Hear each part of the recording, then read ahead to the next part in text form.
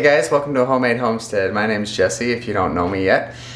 Today we are going to show you how to make seat, or I've heard them called seat, or tassels, or fringes, or whatever. You've probably seen me or Rachel wear them on the wear them around the waistband of our clothing, and we thought we'd tell you or let you guys know a little bit about that and why we do that and how to make them. If that's what you're interested in, we're going to be doing that today. So let's get right into it, shall we?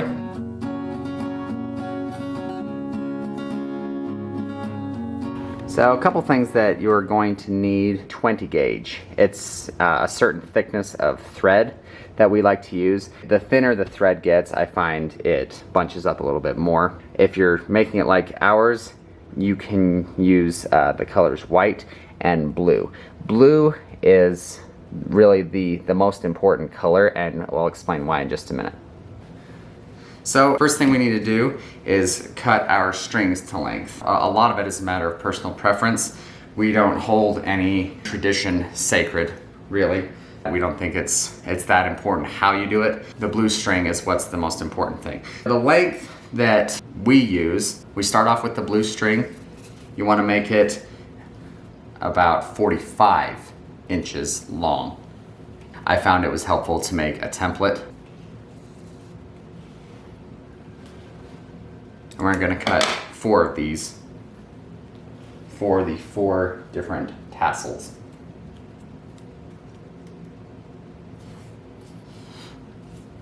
Looks like my 2-year-old got a hold of these things since I got the string out. Bless his heart. He's just at that age where he likes to get into everything. If it's out and if it's within his reach, he wants to explore. I know some of you guys have kids, you probably know what I'm talking about. There you have 4 lengths of 45 inches apiece for your blue string. Now comes the little bit more laborious part. We're going to cut out our white string. You can use whatever different colors you want. I know my mom likes to use all sorts of different colors in her tassels. We like to use blue and white, but feel free to play around with the colors however you like to mix and match, things like that. I think the reason you see blue and white most often is because it's the color of the Israeli flag. And I'm going to be cutting out 5 lengths of this white string. It's about 29 or 30 inches. Again, it's based on how long you want them to be. They tend to get shorter as we're making them. We're doing 5 of these white lengths per tassel. So all in all, you'll be cutting out 20 lengths. While I'm cutting these out, I'll explain a little bit about why we do this. We do it because this is part of our religious beliefs. We believe our Creator tells us, instructs us to wear these things. The command is found in Numbers chapter 15. We believe in maintaining obedience to what's referred to as the Torah.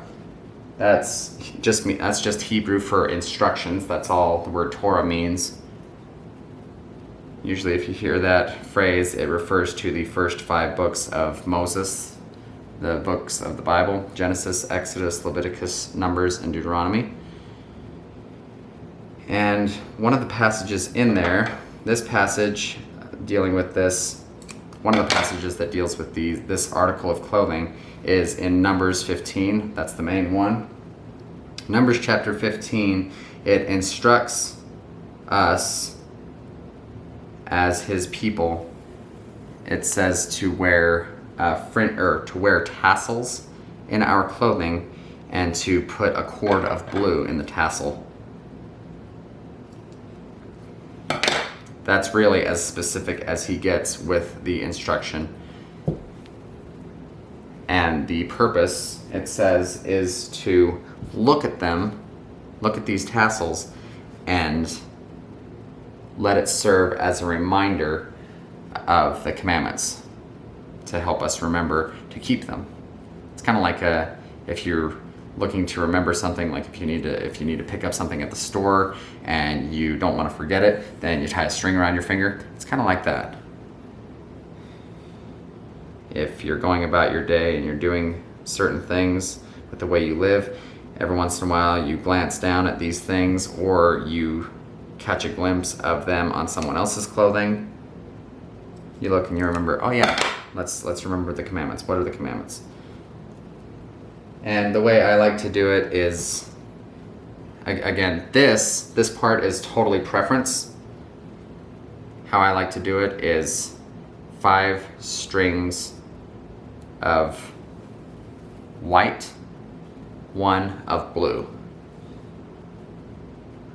Again, I don't think I've done that consistently all the time. Sometimes I do 6 of white and 1 of blue for a total of 7. But sometimes I like to think, oh well, Scripture says that to fear the Creator and to keep His commandments is for all of mankind. And we read in Scripture that 6 is the number of a man. So to remind me that these commandments are for all of mankind, as Scripture says, that's why I like to have a total of 6 strings in there. Okay, so now we've got our 4 sets of white, 5 whites apiece. We're going to put 1 string of blue to each of these sets. And once I get one of those put together, let's show you how to tie these things. Okay, so I've got from one set, I've got the 5 strings of white and 1 of blue. I'm going to put them together. I'm going to try to level these all up so that their ends are all level a little bit. It soothes my OCD-ness. Now what I'm going to do, what we like to use is a toy of our children, actually, one of our kids' toys. What you want to do is find something that you can wrap your receipt seat around like this and pull down the other, or sort of wrap it around like that. It doesn't have to be something like this. When I made a set for my mother, she actually had a banana display, one of those like wooden displays that sits down on the table and wraps up and around, and you've got a little hook that you hook your bunch of bananas on, and I hooked it down at the base of that. I found it worked really well. What this is going to become is the loop that's going to hook around your clothing. Hook it around. I like to make both ends, sort of make them as level as I can. So I take the side that's in my right hand, I fold it over, or I cross it over the top like that, and loop it back up through. Pull everything through, including the longer blue thread. Just pull it tightly like that. I make sure they're the two sides are level again, because they can tend to get off right there. Okay. And then I take the now left side, the side that was in my right hand originally, I take the side that's in my left hand and cross it back over the top like that, and fold it back up through. That gives you a square knot up at the top. Now at this point, we're basically done working with this side. And over here we've got the side with the white strings and the longer blue thread. That's the side that we're going to be working with. This side we're basically done with until the very end. So what I like to do is just tie the whole bunch into a little slip knot. That's will keep it nice and sort of all as one single thing, and I'm not having to worry about a bunch of individual threads getting in my way and flailing all over the place, getting caught up in things. So I like to tie this in a slip knot, and I'll pull that out at the end. Now what we're going to do is take the whole, both sides, this side and the side with the longer blue. I'm going to take all of the white string and pull it over, hold it in my left hand so that I've just got that one long blue string over by itself. Okay?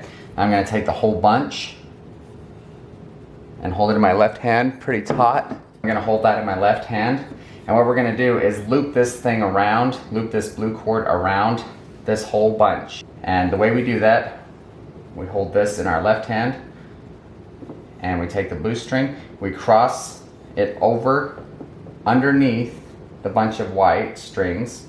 We cross it under, like that, and then we loop it back up and over the top. See, I've made this little hole right here. Now that we've made that little hole, I'm bringing that blue string under and back up over top and down through that hole. You see that? And then we pull it sort of taut. There you've made one white line right here. Okay, let's do it again. Gonna take that blue string, make sort of that D shape. Gonna make that hole right here, up and down through the hole. Let's pull it through.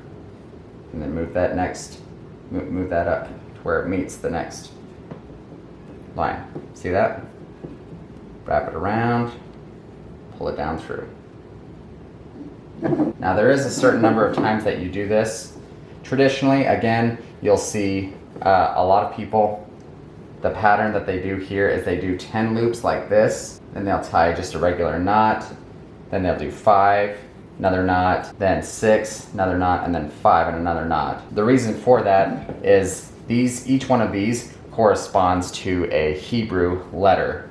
In the 10, 5, 6, 5 method, that refers to the 10th letter of the alphabet, 5th letter of the alphabet, 6th letter, and the 5th letter, which spells out the name of, or the tetragrammaton, what they call it, the name of the creator, Yod He, Vav, or Wah He. Again, that's purely tradition. That's not a command. We don't necessarily do it that way every time. Sometimes we do, sometimes we don't. What I found I like to do is I view myself essentially as a bondservant or a willing servant of the Creator. And the word for bondservant in Hebrew is Abed or Obed, which is Ayin Bet Dalet is how it's pronounced, or is how it's spelled, Ayin Bet Dalet, which that's the 16th letter, the 4th letter, and the 2nd letter of the Hebrew alphabet. So what I like to do, what I do personally, is 16 loops for this first loop, then a knot, then 2, then a knot, and then 4, then a knot. That spells out bondservant. You see now right there, I've got 16 loops that I've wound around. Now I'm going to tie it in another square knot, the same kind of knot that we did originally to tie it around the posts. And after you're done making however many blue loops you want, after you're done, we separate it back out into its two sides, the sides like we started off with, like that. We got the slip knot over here and the loose strings over here. We're going to tie another square knot just like we did the first one. The right side, we're going to cross over the top, bring it up from the bottom, tie it up, right up against where those coils are. Then we're going to take the left side, cross it over top, and bring it up and through. There you have your square knot. Now on to the next letter, or the next wrapping. Again, I like to do Abed, or Obed, which means bondservant. And I think that must be where Obadiah got his name from. So essentially what you're spelling out is Obadiah, if I'm not mistaken. I don't know Hebrew, I'm not fluent, but I think that must be what his name means. So that one was easy. That was just 2 letters. So Aleph, Bet. 2nd letter of the alphabet, 2 wraps. Another square knot.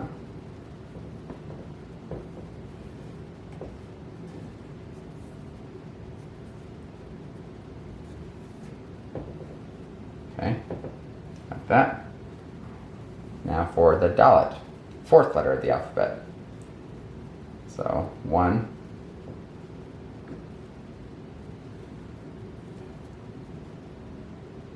2,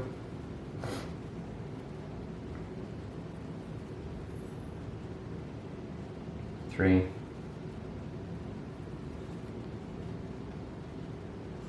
4. Like that. And a square knot.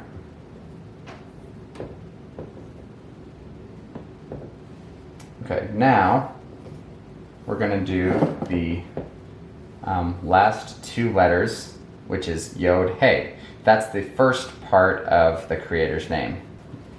A lot of times in what you'll see in scripture is the creator is referred to in those couple of passages. He's referred to by the abbreviated form of his name, which is Yah, which that's Yod Hey, the 10th letter of the alphabet and the 5th letter of the alphabet, and that's what we've done now here. See, there's the 10th letter, 10 loops, and 5th letter loops, or 5 loops. Now we're going to finish it all off. I'm going to actually pull out this slip knot now because I don't need to keep track of the left side and the right side so much anymore. I can keep track of it from here. Now last square knot to finish it all off.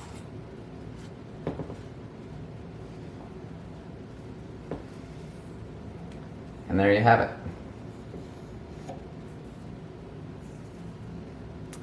There is one completed tzitzit, or tassel, or fringe, whatever you want to call them.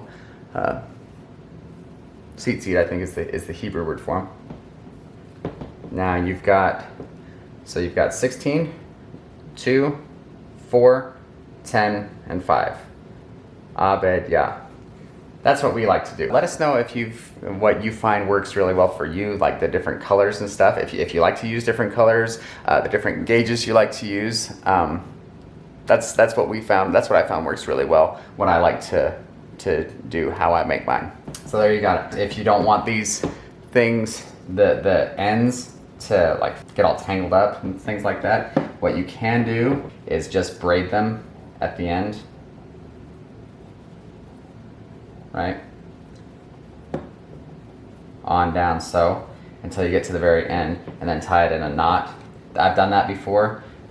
More often than not now, I don't bother with that though.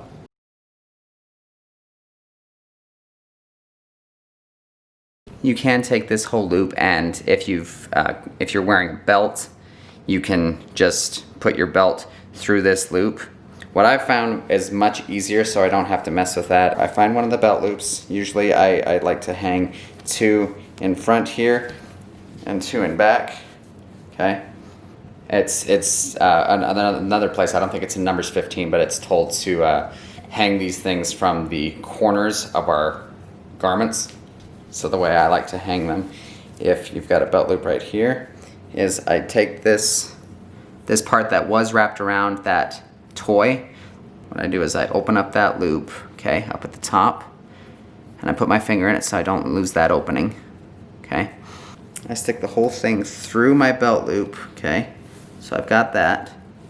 So now the whole tzitzit is just going through my belt loop like that. I've got the one loop right here. I take the loose ends right here, I make sure I open up that loop, and I stick the whole thing through that loop. Okay, you see that? And then I just pull it on through. And it tightens up around my belt loop. Just like that.